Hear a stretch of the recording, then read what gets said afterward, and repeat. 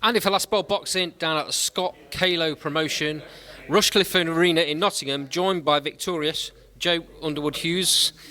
Congratulations, mate. Thank you. Much appreciated. Thanks for having us on. Always a pleasure, mate. Break that performance down for me. Good to be back in Nottingham. Good to be back in Nottingham, my hometown, and good performance. Just stayed disciplined and just kept it long. I knew he was a good banger, good stoppage victories on his record. So just did what I had to do: keep him long, disciplined, and stay focused all the way through. You've been out of the senior Nottingham for a while. Been on some big promotions against some top names, 10-rounders, 8-rounders. Cameron Vong, who's going on to big stuff. What's that experience taught you? It's taught me a lot. Like in defeat, loads. Obviously, in the sense of boxing, I've just learned so much from it. But just more than that, it's just taught me about myself and about the desire and the heart I've got inside. And like you never ever see me quit. You never ever see me stop going until I achieve what I believe I can achieve.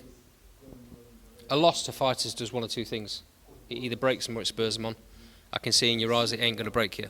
No chance. There's not a bone in my body that will ever quit from a loss. Like I just couldn't do that. For one, to myself, to my team, to the people that train me, Scott and Callum and everyone that's helped me get to this point, and it's my family name. It's not in the name of my family. That's not something we'll ever do. So yeah, it's just who I am. You're in with a guy that comes from South America who you never know what you're getting. You can watch tapes. These guys are tough as nails. The gym's over there. It's live or die. How do you prepare for a fighter like this? It's simple. Focus on yourself. I swear on my life, cross my heart to God, did not watch one tape. Just focus on yourself. Focus about being the best version of you, and that's the main thing you're gonna do to perform well against guys like that.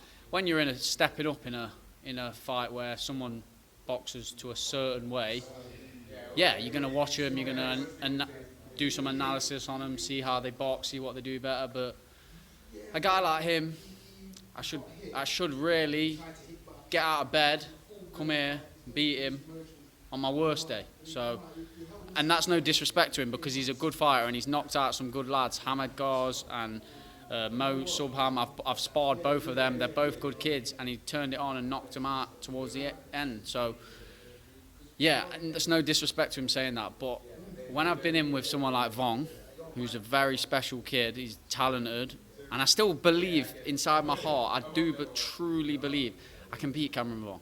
I can beat any of these top guys. If I perform like that, and also with the heart that I showed against Vong, I can beat these guys. And people, again, like I say, I've had a tough couple of years since losing to Charlton in that boxer tournament, but like people can write me off. I'm here till the end, and I am going to beat one of these DAZN, TNT, Boxer, whatever. One of them, when they ring me, or ring Scott, my manager, and I answer the call and they know the answer is yes every single time, I'm going to turn up, I'm going to upset one of them, and that will be the start of big things. So I'm not trying to give you an opportunity to make excuses for those fights, but it's very difficult going on these big shows when you've not done it before and you're the away fighter. Everything is balanced in the favour of the kid that they've got as a promoter, right? Yeah, that's a fact. It's easy to see. Like when I boxed Vong, it changed 3 times, and they didn't tell us until like a week before the first time, and then it changed again. Moved there, it went from Sheffield to London, London to Sheffield, then back to Wembley. And then it was on a Wednesday night, obviously on the press conference of the AJ card, and yeah, it was a special event and it was great, but that upsets your rhythm, it upsets your camp, it upsets how you're thinking, and they didn't tell me 6 days before, so I'm like, I need to spar, I need to start cutting my weight down and Vong, I bet he'd probably known the whole time. I don't know if he did. Maybe not. Maybe he did. Maybe he didn't. But you know that for me, 6 days to prepare for that against someone like him, it's a tough ask. But no questions from me. I just turned up, and as Roy Keane would say, I tried to do my job. That's my job, innit? I'm a fighter. I turn up, try and do my job, and I did the best I could do. And unfortunately, I fell short that night, but them top guys, I'm coming. I'll be back. Joe, that's obviously the last one of this year. That was a 6-rounder, and surely now, having been in those fights with those guys, you need to be looking at titles. 100%. I would say I'd like to box for the Midlands, but the thing with the Midlands is I'd love it because I'm from the Midlands, but ultimately is I ain't getting any younger, and you got to walk away this sport with a few quid in your pocket. Boxing for the Midlands title, I'm probably going to earn a fraction of what I'd earn boxing one of these top kids on a Matchroom, Queensbury, boxer card. And if I beat one of them kids, when I beat one of them kids, not if, when I beat one of them kids, because I will, I know for a fact I will. When I beat one of them kids, that's me. I'm good. They're going to give me, because my manager's a smart man. He's not going to let me walk away from beating one of them kids without being given an opportunity to come back to them shows. So when I beat one of them kids and they have to ultimately either sign me or put me back on them cards again, I'm 28. I'm not getting any younger. I want to walk away with the sport with some big wins, some titles, and some money in my pocket. And like you say, the Midlands, yeah, it's going to be a hard fight for a fraction of the money, or I could box on TV in a big fight and get paid well. We'll see what offers come out there, but there's a couple. I know there's a Midlands title already been offered last year. I know who he is. He's a good kid. We've sparred before. He wants to fight, and I'm happy to fight him. I'm not going to say his name because he knows who he is. I'm talking to you right now, but just pay the money up front. You know how much you've got to pay me, and we've already said put the offer on the table, the right money. So you offer the right money, we'll fight you whenever you want, anytime, any place, anywhere. Simple. I've seen in this game, mate, since I've been doing this interview malarkey, whether I do it very well or not isn't the matter, but I've seen the games that go on in boxing. I've heard rumours, I've been told firsthand from certain promoters and certain people, managers, the way the game's played. And more often than not, they undercut fighters like yourself so that you're going to turn it down because it's not what you deserve. Listen, like, I'm an honest man. Like, my fight against Vong, televised, good fighter. I got paid well, probably not as. It's hard to say with someone like Vong because he's a superstar or a future superstar in their eyes. So they don't want to bank on him too much, but they paid me decent enough for a kid that's 5-0. He was only 5-0 at the time. Whereas I boxed in your call in a 10-rounder, I got paid absolute pittance. And ultimately, you've got to take the rough with the smooth. You've got to take a fight like that on your call was for the English title eliminator. So you're getting less money, but a big opportunity, an English title after. Whereas Vong got paid well, but there was, other than displaying yourself on a big platform, there wasn't much there. So, but obviously beating Cameron Vong would have been the plan, and we'd have got signed by Matchroom, etc. And that gives you more money in the future. But yeah, it's a hard game. You look at the top fighters. They all know their worth. They want to fight for their worth.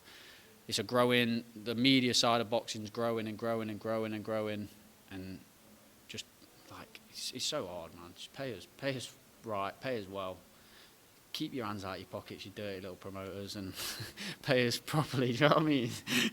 It's not balanced, is it? You know, you've got the real top end that have got this Saudi Arabia money, and great for those fighters that are making that, because at the end of the day, they're fighters as well. But they're getting absolute fortunes, and none of it kind of trickles down to the smaller shows. And this is the heartbeat of boxing. Yeah, that's it. It's sad, and you a little bit here and there. You are seeing the Saudis are kind of good and bad for boxing. It's bad for us guys in the small halls, but then it's good for the big side of boxing. But obviously, I got the opportunity on that Riyadh season card, and yeah, they looked after us. They was good. It was an amazing week. One of the best weeks of my life in boxing terms. I loved every minute of it.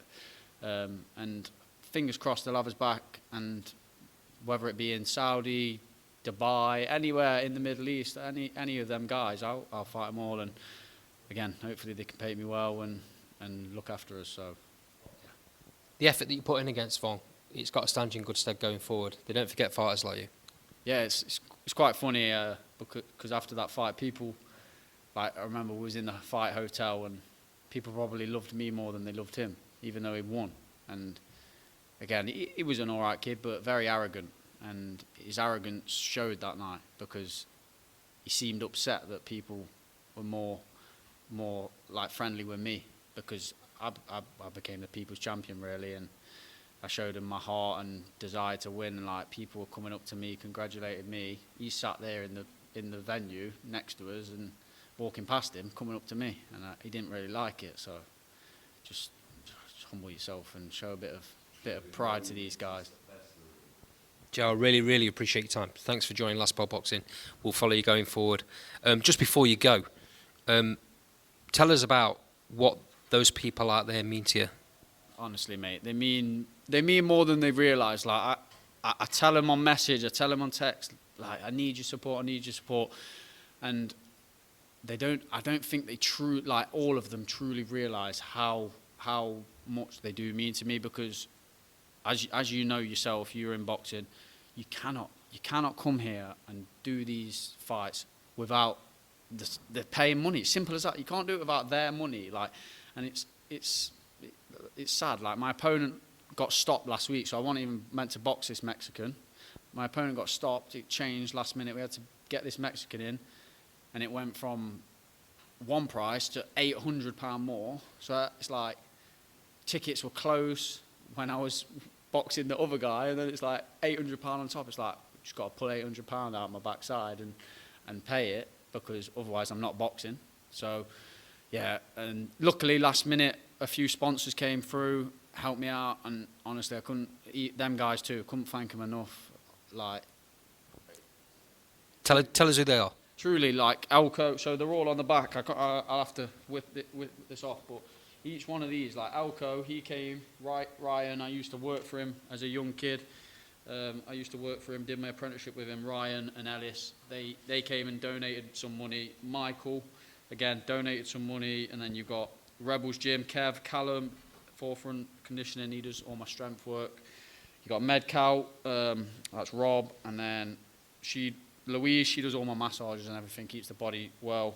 Sprayways, Tom, TJ, he'll love this because he's a right media fiend, he loves it. So yeah, he helps me out as well. And then last of all, John and Rich from Rhino Civils. Again, I'm a bit up and down with them because they dropped out on me when I needed them the most once, but they came back and paid double the time after. So, but no, honestly, without them guys and the guys telling me, helping with tickets, I love them to bits and couldn't do it without them. And honestly, last couple of years have been heartbreaking for me, and like just people sticking by me, it means so much, man. Like I've lost 3 on the bounce, and a lot of people wrote me off, but I'm back and I'm happy now, and some big fights in the future.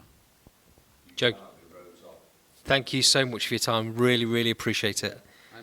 And mate, you said it before about whether you do a good job or not. You've done a fantastic job. First time meeting you, and yeah, keep it up. Keep up the hard work. Chase your dreams. I'm trying. You're good, man. Like, I say it to everyone: chase your dreams. Do not give up on your dreams. Like it's everything, man. Who wants to work a 9 to 5 for a few quid wages? Don't mean shit. I'm broke half the time, but I'll chase my dream, and I'll never stop chasing my dream. I really appreciate that. Thank you very much. Thank you. We'll see you at the next one. Appreciate it, mate. Thanks for your time.